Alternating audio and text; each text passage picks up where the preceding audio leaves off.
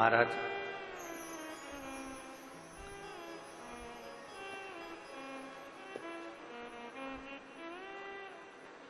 एक बात किसी ने बहुत अच्छी कही है कि चतुराई चौपट करे,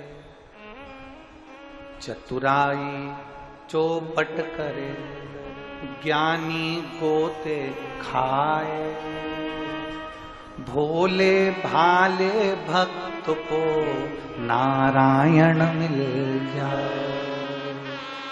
शिव महापुराण की कथा कहती है तुम ज्यादा चतुर बनकर रहोगे तो दुनिया की ठोकर खाते रहोगे, तुम ज्यादा चतुर बनकर रहोगे तो दुनिया तुम्हें पूछने वाली नहीं है। ज्यादा चतुर बनने वाले को दुनिया दूर हट जाती है।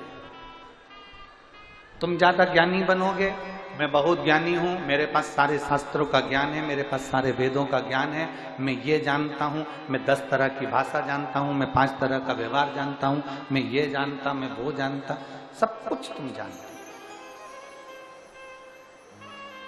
सब कुछ।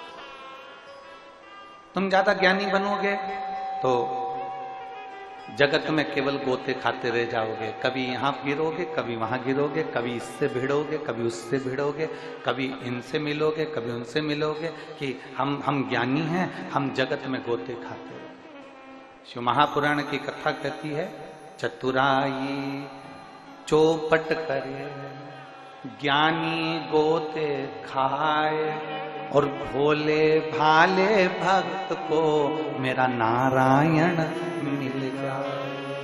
मेरे नारायण को पाने के लिए, मेरे राम को पाने के लिए, मेरे कृष्ण को पाने के लिए, मेरे शिव को पाने के लिए, मेरे ओघड़दानी को पाने के लिए, मेरे शंकर को पाने के लिए तुम्हें ना चतुर बनना है ना तुम्हें ज्ञानी बनना है। शंकर को पाने के लिए तो केवल निर्मल मन सो मोहि पावा, और मोहि छल छिद्र कपट ना भागा। मुझे भगवान की अविरल भक्ति प्राप्त कर।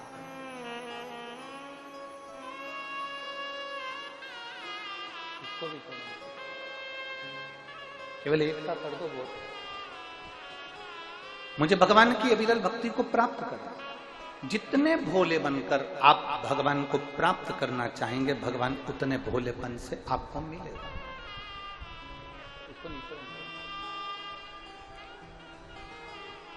जितने भोलेपन से आप भगवान को प्राप्त करोगे उतना भगवान आपको मिलेगा, उतना करीब मिलेगा।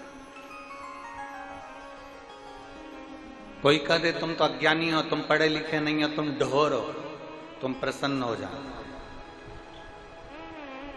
रावण और हनुमान जी की जब आमने सामने हुई, रावण और हनुमान जी जब आमने सामने हुए तो रावण बहुत विद्वान था, उसमें बहुत विद्वत्ता थी, सारे वेद, सारे पुराण, सारे शास्त्र सब जानता था रावण।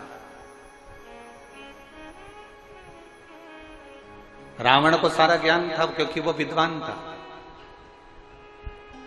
रावण और हनुमान जी का जब आमना सामना हुआ तो दोनों में समता को देखा गया, तो देखा गया कि रावण विद्वान था और हनुमान जी विद्यावान थे। विद्वान अहंकार में फूला रहता है और विद्यावान अपनी नम्रता में डूबा रहता है। हनुमान जी में इसलिए उनको कहता विद्यावान गुणी अति चातुर।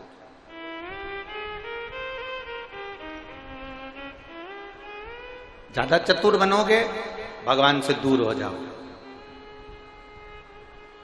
चलो एक सरल भाषा का स्मरण करिएगा। बच्चा मां की गोद में कब तक रहता है? बोलो जम के, जम के बोलो जरा, जिसको आता है जवाब दो। कुरूद की मेरी माताएं अवश्य बोले। बच्चा मां की गोद में कब तक रहता है?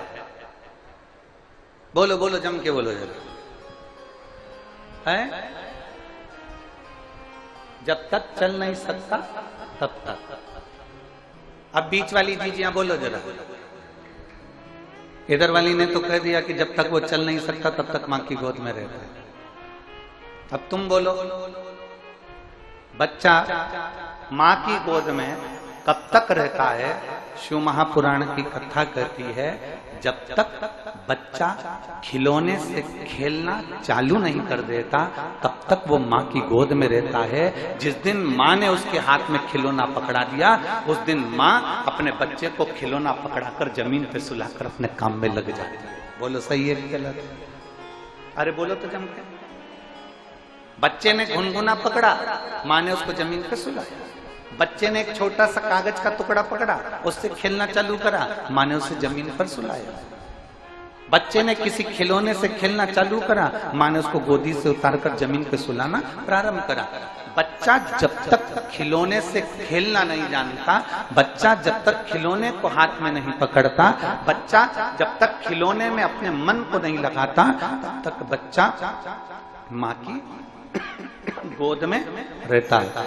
और जिस दिन बच्चा खिलौने से खेलना चालू कर दे, जिस दिन बच्चा खिलौने में रमना चालू कर दे, उस दिन फिर बच्चा माँ की गोद में नहीं रहता, उसको जमीन पर सुला दिया जाता है और बच्चा उस खिलौने से खेलना प्रारंभ कर देता है। बस यही की यही माँ का चरित्र है और यही की यही मेरे भोलेनाथ का चरित्र है। भोलेनाथ जी से पूछा गया कि भगवान आपका भक्त आपका कब तक रहता है? तो शंकर भगवान कहते हैं, जब तक वो मेरा कब तक है, जब तक वो इस संसार के लोगों में चतुराई में अगर डूब गया, मुझसे दूर हो गया। ज्ञानी बनकर ज्यादा डूब गया, मुझसे दूर हो गया। आडंबर में डूब गया, मुझसे दूर हो गया। दिखावे में डूब गया, मुझसे दूर हो गया।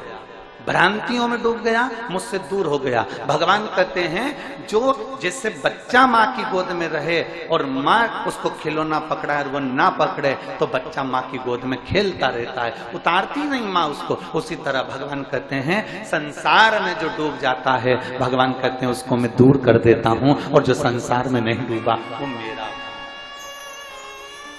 अब इसका मतलब ये नहीं है कि आप परिवार में ना रहो, इसका मतलब ये नहीं है कि आप कुटुंब और कबीले में ना रहें। रहो, परिवार में रहो, कुटुंब में रहो, नाते रिश्ते में रहो, क्योंकि मेरा शंकर भगवान भी अपने परिवार में रहते हैं।